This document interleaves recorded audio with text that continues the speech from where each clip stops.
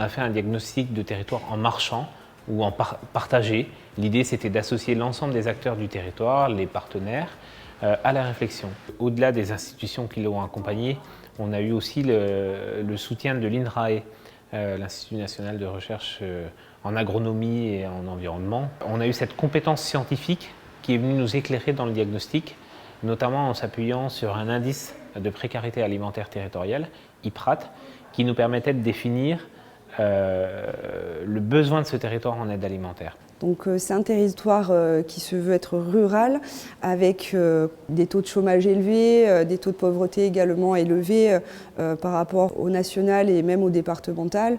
Et donc effectivement, il y a un réel besoin. Et Famille Rurale a proposé de mettre en place une épicerie sociale, dans l'idée que les bénéficiaires ont la capacité d'être autonomes, d'être responsables dans leurs achats alimentaires.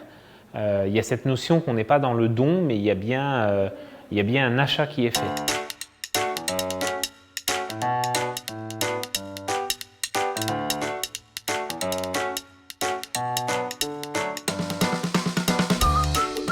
Il n'aurait pas l'épicerie sociale, honnêtement, je n'achèterais pas de légumes parce que c'est trop cher pour notre budget. Donc oui, ça nous aide, franchement, oui. Disons que j'ai accès à des fruits et légumes que je ne pouvais pas acheter en magasin parce que vraiment trop cher pour moi. Donc ça m'a totalement changé ma façon de manger. Alors ce qui est important pour moi, c'est que les bénéficiaires soient dans l'ensemble contents parce qu'ils bénéficient d'une alimentation plus variée. Ce qu'on peut dire du projet de l'épicerie sociale et solidaire, c'est qu'il fonctionne grâce à la richesse humaine et notamment l'engagement des bénévoles. Il n'y aurait pas des personnes comme ça, on serait un peu plus dans la galère et voilà quoi. Heureusement qu'il y a des personnes comme ces dames et qui sont là pour nous aider quoi. Les bénévoles, ils ont un rôle central au cœur de ce projet-là, puisque sans eux, concrètement, le projet ne pourrait pas fonctionner. Ils sont actifs à différents niveaux, que ce soit au niveau du fonctionnement, au niveau des propositions qu'ils peuvent apporter.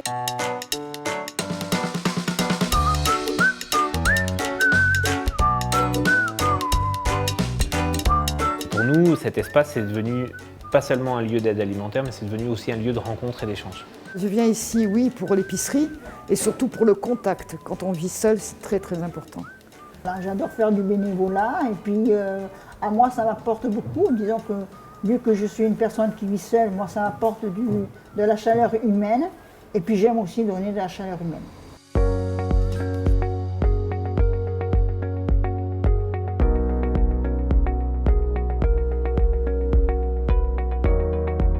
Le comité de pilotage, il est réuni de toutes les institutions, les associations et toutes les personnes personnes morales qui sont intéressées à contribuer à la réflexion autour du projet.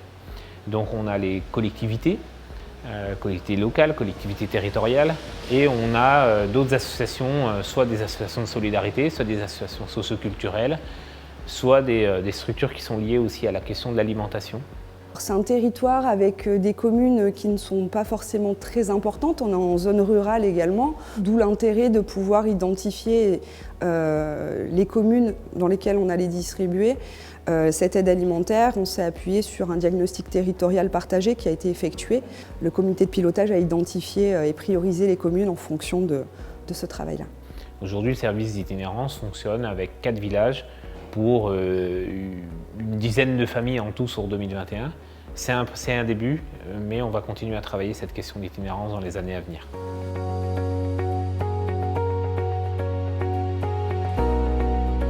Pour moi, ce projet, il serait idéal si on n'avait que des produits locaux. En termes d'approvisionnement, la provenance des produits est vraiment au cœur de nos préoccupations puisqu'on a pour objectif de donner accès à des produits de qualité. Donc là, la saisonnalité, elle est importante aussi. De sensibiliser à ça, c'est aussi un de nos objectifs. L'épicerie sociale et solidaire, elle vise aussi à obtenir de plus en plus de produits locaux dans ce qui est vendu au sein de l'épicerie auprès des bénéficiaires. Nous, on est en lien avec une coopérative locale à qui on achète des produits locaux de saison. Et du coup, ça nous permet d'entrer en contact avec les producteurs et de commencer à travailler éventuellement sur d'éventuels surplus qui pourraient être attribués à l'atelier des solidarités.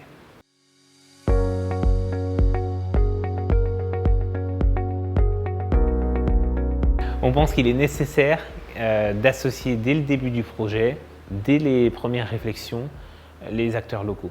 Et quand on parle d'acteurs locaux, on parle des habitants, on parle des élus, on parle des associations locales qui vont nous aider à mieux connaître le territoire, mieux connaître la population et mieux connaître du coup les besoins et les attentes des uns et des autres. Moi je dirais que heureusement qu'il y a Famille Rurale derrière ce projet, parce que un projet comme ça, je pense que ça ne pourrait pas tenir s'il n'y avait pas une association qui chapeaute.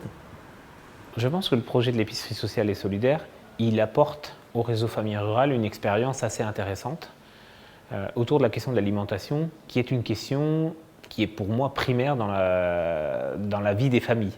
Et comme nous sommes un mouvement familial, c'est vrai que la question de l'alimentation, ce n'est pas notre objet associatif, mais ça correspond vraiment à une réponse à un besoin des familles. Tout ce qu'on a pu échanger, discuter avec les autres porteurs de projets, pour nous, c'est de la matière intéressante dans le cadre d'un déploiement possible de cette épicerie sur d'autres territoires.